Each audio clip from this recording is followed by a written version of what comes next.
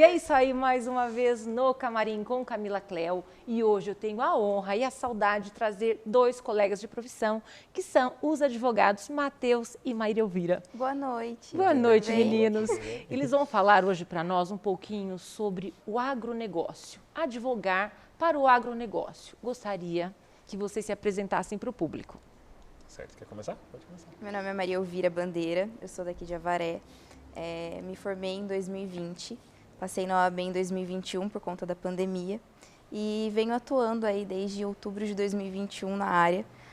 Sou um pouco nova, mas eu tenho muita vontade de aprender, né, sobre advocacia. Eu sou apaixonada, sempre quis ser advogada. Antes eu queria ser delegada, adorava criminal. Aí eu comecei a me encontrar no ramo do direito do agronegócio e estou me aprofundando na matéria. Você, Matheus? Eu sou o Matheus Delfino, sou daqui de Avaré também, me formei no ano de 2019 e desde então atuei no básico do direito na capital, né? Fui para São Paulo, atuei na região de Alphaville com direito imobiliário, direito empresarial e contratos.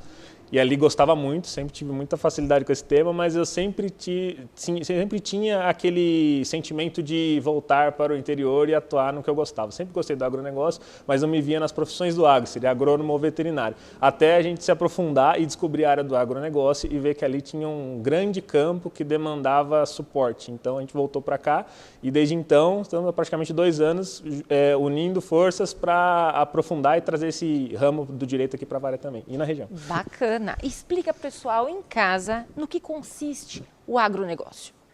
Para o direito, tá, gente? Certo. Muito se falava antigamente no direito agrário, até as doutrinas, né, que são os livros que a gente usa de base para atuação, como o direito agrário. Mas o direito agrário em si, ele versa muito mais sobre a questão de posse, propriedade da terra, o uso da terra em si, e não as diversas outras questões que abordam o agronegócio em si. Então, entenderam a doutrina como direito do agronegócio ser um nome mais amplo para definir todo o grande mundo que é o agronegócio. Não só sobre a propriedade, a terra, mas sim sobre questões de contratuais, questões empresariais, questões trabalhistas relacionadas ao agronegócio, questões... Inclusive diversas. Até para você elencar aqui para nós, quais as áreas do direito que o direito não agrário já, né, tá, gente? Já passou, já está obsoleto isso aí. O direito agrônomo? O direito do agronegócio, ele abrange todas as áreas do direito. Civil, contratual, o penal, né, nos crimes ambientais. O direito ambiental em si é muito importante hoje em dia para o agricultor, para o pecuarista, né? Nós também temos o direito de sucessão, então um planejamento sucessório. O direito do agronegócio, ele abrange tudo e às vezes a gente tem legislações específicas, né? Então por isso que a gente fala do direito do agronegócio ser um ramo autônomo do direito. E no caso, quem tem a sua fazenda, a sua chácara, o seu sítio, eles estão, como vocês estão percebendo, cientes de tudo isso? Não, essa é a maior dificuldade, né? Por quê? Quando tem-se o agronegócio é algo muito antigo, então as pessoas já têm aquele algo costumeiro, né? Por costume entende que eu posso fazer dessa forma. Consuetudinário. Isso, algo por costume eu vou lá e vou fazer dessa forma e nem sempre essa forma está correta. Temos exemplo, contrato de arrendamento, que é o mais comum dos contratos, e alguém quer produzir, não tem a terra, não quer ter esse gasto com a terra, vai lá, arrenda a terra. E acha que pode, por exemplo, fixar em produto, que é muito comum, tem-se muito isso. Entretanto, a própria legislação específica para esse contrato não permite. Ele permite que você fixe em dinheiro, numa moeda, e a partir dali você pode converter essa moeda na taxa do produto daquele local. Então, a pessoa vai lá e faz de maneira muito simplória. Vou lá, fixo em produto.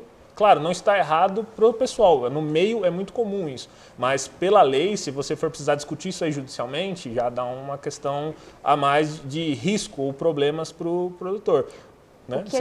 O que a gente percebeu aqui na região, né, indo até as propriedades, é que os produtores eles estão bem cientes quanto a essa segurança jurídica, eles estão buscando cada vez mais.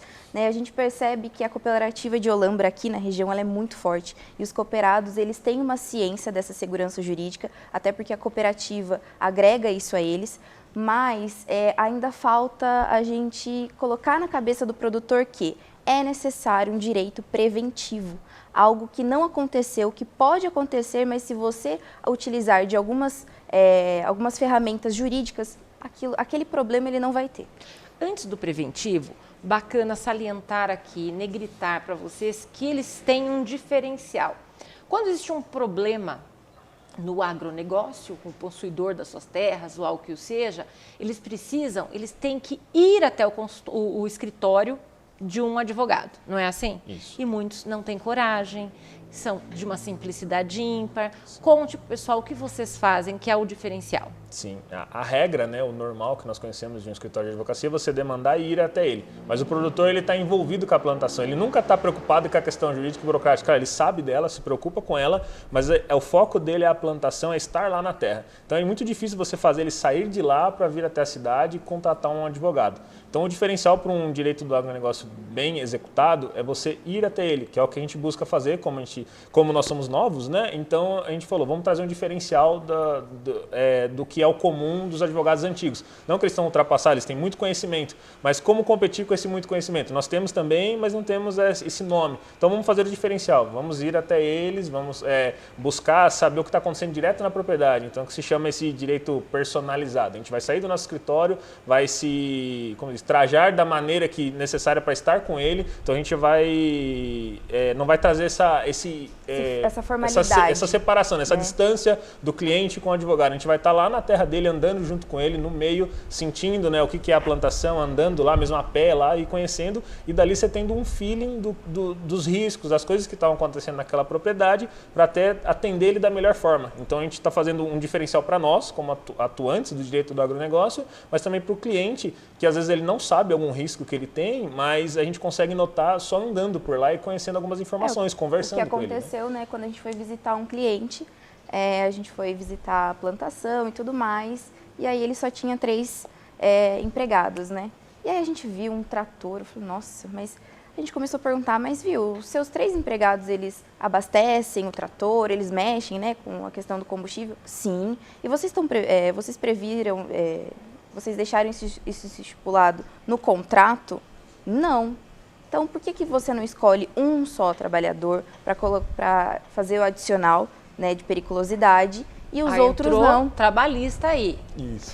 E ele não sabia, não estava ciente, né? Colocou de qualquer maneira os 3 para cuidarem do um só com risco melhor, né? Sim, e até porque ele não precisaria gastar o adicional periculosidade com os outros 2, então isso é uma forma dele também abaixar os custos. Economia. Isso é o preventivo, não estava errado, só que ele vai ter que pagar para 3, então isso a gente chama de deixar o dinheiro na mesa, você gastar um pouco mais. Você podia gastar com um só, com esse adicional, e você está pagando para 3 porque são 3 trabalhando. Se você não estiver pagando, vai chegar na hora, você gera um passivo trabalhista, que chama, né? Você chegar uma hora, o funcionário ir lá por uma ação contra ele e ter que pagar para os 3 o adicional, que você poderia pagar para um só. Então é isso que é o preventivo que a gente fala, é ir lá e prever possíveis riscos, prever possíveis prejuízos. Então hoje o agronegócio está muito em empresa, está muito comércio, muito industrializado, e eles estão se aprofundando nisso até no direito. Então a gente não está trazendo uma novidade para o produtor, sim, a gente está personalizando o que eles já conhecem. Então a gente está fazendo o quê? Prever riscos, prever danos, prever prejuízos, para que eles não percam dinheiro e a empresa deles, o negócio deles, o legado deles continue perpetuando com lucro positivo e algo duradouro. Jurídica. Né? Isso, uma segurança. Porque no fio do bigode já não se faz mais contratos, né? Nem aqui na cidade, nem no rural. A gente não pode mais confiar na palavra do outro, infelizmente. Hoje em dia a sociedade está bem caótica em si. Então, assim, redigir a termo, fazer um contrato, deixar as partes, né, tanto o trabalhador quanto o produtor, ou o produtor com quem ele vai fazer um contrato, bem estipulado as cláusulas, os direitos e os ônus, né, os ônus e os bônus para cada parte. Perfeito, ou seja, além de advogados itinerantes, são advogados consultores, vocês vão de convir, na advocacia preventiva para o agronegócio. É isso mesmo? Isso mesmo. O nosso diferencial a gente busca nem sempre estar naquela, chama de demanda esparsa, naquelas demandas específicas. Toda a ideia nossa é sempre já buscar fazer algo longo, né? Um contrato longo, algo longo, para a gente ir com ele aperfeiçoando e moldando o negócio dele. Então, trata de uma consultoria, uma assessoria e uma atuação direta, né, em processo, né, uma judiciária mesmo, e uma atuação extrajudicial e a preventiva que a gente fala. Então, o nosso serviço seria a assessoria, a consultoria e esse trabalho, como se diz, constante com ele para o negócio dele cada vez melhorar, né? Profissionalizar Perfeito. cada vez mais, né, o produtor. Isso. Porque também não adianta, né, esse produtor chamar um advogado, também até que adianta, vai ser um consultor bacana, mas abandoná-lo, não é?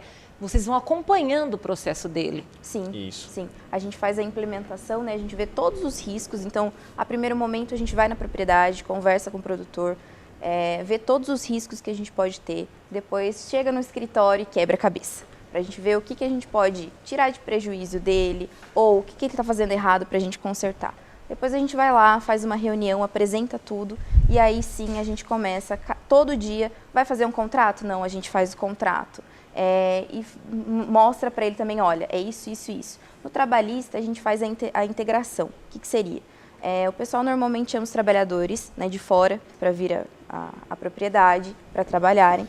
E aí a gente faz o contrato de trabalho e nós vamos apresentar esse contrato de trabalho, né, para os trabalhadores. Então, normalmente a gente usa o Visual Law, que seria uma lei aí mais em imagens, esse contrato mais fácil de se entender, porque também muitas vezes eles são simples, são pessoas simples que não vão ficar lendo um contrato com cláusulas e com palavras que eles não entendem. Então a gente vai lá, conversa, fala, se tiver dúvida, estamos à disposição também para o trabalhador dessa propriedade para não ter nenhum problema para o produtor. E quando eles já têm um advogado para obsoleto, digamos assim, gente. Sim, aquele advogado de antanho que só se colocou ali para os problemas que vão vir. Como é que vocês conseguem chegar nesse produtor e falar, olha, o nosso trabalho é diferenciado, nós vamos acompanhá-lo, nós não queremos que o problema seja instalado na justiça, que o processo esteja lá, nós queremos que não haja esse processo.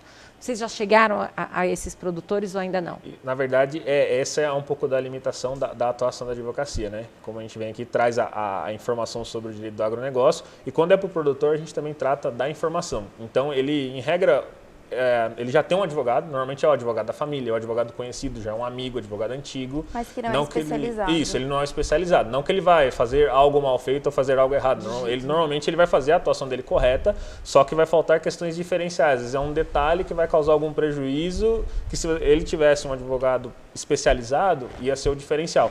Então, como a gente não, como você lembra bem da atuação, a gente não pode fazer aquela propaganda, ir até ele, mas o que a gente faz? A gente traz conteúdo informativo. Então, a gente utiliza do Instagram para trazer conteúdo tanto para os clientes quanto até para possíveis advogados que querem atuar na área, conhecer um pouco dos diferenciais da atuação e a partir dali trazer conteúdo. Então fazer palestras informativas, conversar, vamos por exemplo, cooperativas, sindicatos de produtores e lá trazer essa informação. A partir dali ele vai entender que eu tenho meu advogado, ele está atuando corretamente em todos os meus casos, mas nessa questão eu preciso de alguém que sabe um pouquinho mais. Que foi o caso de a gente conversar com uma empresa que era do ramo ambiental e eles lembrarem que o nosso Instagram falava sobre questões de contratos agrários, né, da parte do direito agrário, que era um contrato de arrendamento. Eles tinham uma questão para resolver, o advogado da família estava tratando, mas ele não conhecia algumas questões específicas que eles ficaram inseguros de ter aquele advogado junto com a atuação deles. Então, seria interessante para a gente ter um advogado especializado. E lembraram do nosso Instagram, vamos perguntar para eles que eles têm um Instagram lá que fala sobre só agronegócio e aí que é o diferencial de você se especializar, né? Um advogado buscar se especializar, que os advogados novos têm muito receio, né? E daqui a pouco, no segundo bloco, mais um pouco do direito do agronegócio. Daqui a pouco. E é isso aí, meus amores, voltamos com Maria Elvira e Matheus nos contando um pouquinho do direito do agronegócio. Eu, acreditando que vocês em casa têm algumas dúvidas quanto a isso, alguns tópicos que os meninos fazem. Pode ser? Certo, pode ser. Então vamos lá, gente. Esbulho e turbação são problemas que eles terão que fazer a reintegração de posse e a manutenção da mesma. Endividamento rural, empenhorabilidade de pequena propriedade rural, empenhorabilidade de máquinas de implemento agrícola também o fazem, contrato de crédito rural e renegociação de dívidas com bancos, arrendamento rural e inventário rural. É isso mesmo, meninos? Isso mesmo. Na parte de inventário rural, hoje em dia a gente está aprofundando um pouquinho mais sobre os direitos o direito de sucessão, né? Eu, pelo menos, sou apaixonada em direito de família. E nesse ramo eu estou aprendendo um pouco mais sobre o planejamento sucessório. Então, levar esse legado do produtor em profissionalizar, criar uma empresa, profissionalizar e levar até terceira, quarta geração. Porque é muito difícil uma empresa familiar ela conseguir prolongar o seu legado, né? Então, hoje em dia está muito em alta a holding familiar, que é muito interessante a gente também conversar um pouquinho. E se o pessoal de casa quiser, nosso direct está Está à disposição, Tá à disposição para Quer tirar dar uma algumas palhinha? dúvidas. Pode falar um pouquinho. A holding rural, ou holding familiar, né, nós criamos uma empresa, tá, um CNPJ, e ela pode ser para administrar bens ou aí ter atividade. Quando nós falamos de administrar bens, ela não tem atividade. Então, nós colocamos nossos bens num CNPJ, na pessoa jurídica, né? E tem gente que fala em blindagem patrimonial. Não, é só uma questão aí de proteção até ao patrimônio, de acordo aí com as necessidades do produtor. Né? Então, nessa holding rural também, o que a gente pode fazer é esse planejamento sucessório, em que a gente já deixa em vida, né, a gente já separa as cotas dessa empresa e já dá para os filhos. Mesmo porque não vai ter fazer briga, a doação. Né, gente? Isso, não tem briga. E também as taxas para fazer inventário são muito altas, né? Os impostos, a tributação. E pela holding a tributação é muito, muito mais baixa. Melhor ver antes, né? Vocês concordam? Sim, é uma questão Com muito mais certeza. sugestiva você tratar isso antes. É que todo mundo fala, eu não quero tratar sobre isso agora porque eu não estou planejando minha morte. Mas não nós é não isso, sabemos. é você planejar o seu legado, porque a sua propriedade não é só a sua moradia, é sua empresa, é seu legado.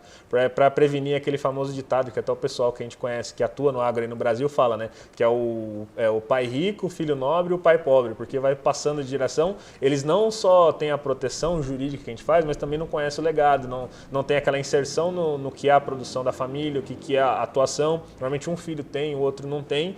Então esse planejamento é para você resguardar os gostos e o direito de cada filho também, né? Que um não quer atuar, o outro quer. Então a gente vem com todo esse trabalho, que é um trabalho muito de estudo, planejamento, mesmo como o próprio nome já diz, para prevenir que aconteceu a fatalidade da morte. E aí, o que a gente faz? Começam as brigas, como você mesmo disse, começam questões tributárias altas de TCMD, que é o imposto depois para transmitir causa-mortes, né? Então são várias questões que você pode prevenir antes, você não está planejando sua morte, sim, você está planejando que o seu legado perdure por gerações, né, da sua família. Íntegro e sem brigas. Isso não é uma transferência só de bens, né? Porque pensa, que nem meus pais, trabalharam a vida inteira para ter aqueles bens. E aí, a hora que eles não estão mais, eu acabo com os meus bens? Não.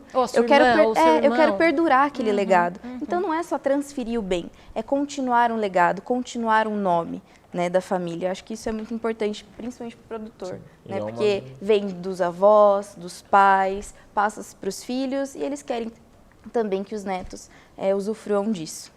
Essa é uma área que a gente fala que é um diferencial. Já existe, obviamente, mas que não está muito no comum, não está no popular, tanto dos produtores como da sociedade em si. Então, essa parte de planejamento sucessório e holding, a gente fala que é um diferencial que o direito está trazendo agora muito e o que a gente pensa para trazer para a nossa região, que está crescendo muito no agronegócio. Por muitos anos foi falado como se uma área que não tinha muita produção, até diziam de Vale da Morte e tudo mais, mas hoje em dia a gente foi até numa feira de irrigação que teve aqui na região, foi em Paranapanema, e muito se falou que não existe mais o Vale da Morte, é um crescimento absurdo de produção. Então, eles são um dos maiores em questão de irrigação na região. Então, isso é um diferencial. A nossa região está crescendo muito no agronegócio. E é interessante porque é um dos fatores que movimenta a nossa economia aqui da nossa região. Né? Não é uma região muito de indústria e tudo mais. Então, vale trazer essa inovação, trazer essa importância para a nossa região também, que está crescendo na parte do agronegócio. Mais do que nunca, vocês precisam estar inseridos, né? Justamente porque é um lugar que precisa absorvê-los. Sim, o que a gente pensa, né,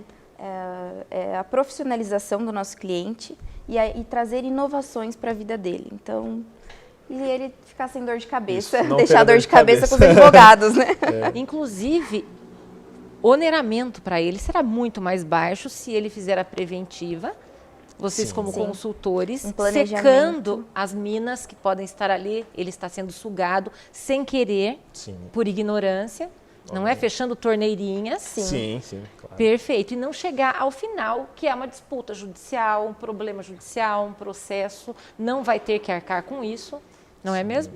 Outro ponto que a gente acha as custas também. Assim. E outro ponto muito importante, como você foi elencando muito bem, as áreas que um advogado do agronegócio consegue atuar, que seria questões de crédito, questões contratuais de endividamento, questões de terra. Na nossa região não tem tanto, mas assim é diferente em outros estados. Se for pegar Pará, Norte, tem muitas questões de posse, de regularização fundiária. Esbulho. E não que aqui não tenha, tem muita questão, questões já, se você pegar aquela Rondon para cá indo, mas questões de divisa com Mato Grosso, tem muitas questões ali de regularização fundiária também. Na nossa região, provavelmente tem alguns pontos que ainda não foram totalmente abordados. Então, mesmo não sendo o forte da nossa área, a gente se aprofunda também naquilo, porque sempre tem uma demanda que a gente, por mais que não conhece a questão em si na nossa região, pode vir até nós e a gente tem capacitação de atender aquilo. Então, a regularização fundiária, como você mesmo disse, é uma atuação muito importante para o negócio, questões de posse, de esbulho, turbação, obter a propriedade daquilo, que muitas vezes é uma terra que ele está ali por muitos anos, mas não tem uma documentação certa para aquilo ser dele, para ele poder passar para os filhos, para os netos. Vocês atuam junto aos advogados sindicalistas do MST? Não, essa não é a nossa área, né? A nossa questão é completamente voltada para o patronal. Isso. Então, o produtor bom em que si. vocês saibam disso, por isso a pergunta foi pertinente. Até porque quando chega algum caso trabalhista, a gente é patronal, então para o patrão. Não que a gente, o empregado não tem direito. Né? Não, isso. Pelo contrário. Olha, a gente tem que fazer isso aqui, porque é direito do seu trabalhador. Tá? Ele está trabalhando na sua propriedade e você também não tem, no futuro, uma ação trabalhista. Vamos fazer tudo certo e se tiver uma ação trabalhista, a gente tem tudo documentado, que você está fazendo tudo de acordo com a lei. É bom que as pessoas saibam aí, atrás da telinha, que por eles serem patronais não quer dizer que eles sejam contra os trabalhadores. Isso. Pelo contrário, eles mostram tudo para o patrão que ele não está sabendo o que ele precisa fazer pelos seus funcionários. Ok, sim. Gente? Não é assim? Isso. Ele garante que a situação dele está em dia, está lucrativa, ao mesmo tempo ele nunca está fora da lei. Então, o que a gente fala, até quando a gente vai fazer essa integração, a gente vai apresentar questões de regulamento interno, questões de regras para os trabalhadores, é que os seus direitos estão sendo garantidos. A gente não está privando vocês ou tirando direitos de vocês. E sim, a gente está fazendo com que o nosso cliente, que é o patrão, siga dentro das regras, cumpra as regras da lei para ele não ter um prejuízo e vocês terem seus direitos garantidos. Porque na realidade, a lei, patrão e funcionário é 50-50. Uma balança, tem que ser igualitária, isso, não é verdade? Obviamente. Tem um equilíbrio. E eles assim o fazem, tá bom? Então não torçam o narizinho em casa. e chegamos muito bem na questão patronal para dizer que a gente é muito mais voltado para preservar o produtor em si, que é o proprietário da terra. Então a gente vai mesmo situação contrária a esse caminho dos órgãos que você falou, porque essa questão sindicalista é muito de invasão, de tomada de terras produtivas. Terras produtivas não podem ser tomadas. Então, essa é a questão, a gente preservar esses esbulhos, turbações, que para o pessoal de casa até conhecer, são questões que tentam tirar a sua terra. Né? Então, esbulho e turbação, né? Uma tá... A turbação, ela está ameaçando que vai tirar sua terra. O esbulho, ele já foi lá e já tirou sua terra. Isso. Para vocês entenderem, trocando em mil. A turbação, a pessoa está ali na porteira, ela vai entrar ou não. Ela fica só te intimidando. O esbulho, ela entrou para a porteira. Exato. Então essa é uma questão de proteger contra essas questões que muitas das vezes vêm para tomar terras produtivas, e que não é o caso. Terras produtivas não podem ser objeto, né, dessa questão de posse e regularização. Né? A meu ver, nem as improdutivas. Claro que vai ao ar, mas não posso tirar do que não é meu. O que é seu vai ser, o que é meu é meu. Não Isso. é assim? Também. Por exemplo, gostaria que vocês nos dessem exemplos da atuação de vocês junto ao direito agrário para que o pessoal saiba em casa. Um exemplo na nossa região, como a gente mesmo falou do evento, irrigação, questões de irrigação, são as questões ambientais. A gente tem ótimos profissionais de engenharia ambiental na nossa região, empresas grandes que fazem isso, só que eles tratam a questão em si que demandam o engenheiro, eles acabam fazendo tudo, obviamente, mas o produtor em si, em algum momento ele vai precisar de alguma questão ambiental específica que o advogado pode ir lá e solucionar. Então, são diversos casos na nossa região que são outorgas de água, né, para uso de água para irrigação, questões de uso de reservas, né, áreas. Então, isso aí gera muito prejuízo e que na nossa área é o que mais a gente já notou que gera muito interesse. Então, os produtores estão muito preocupados com as questões ambientais.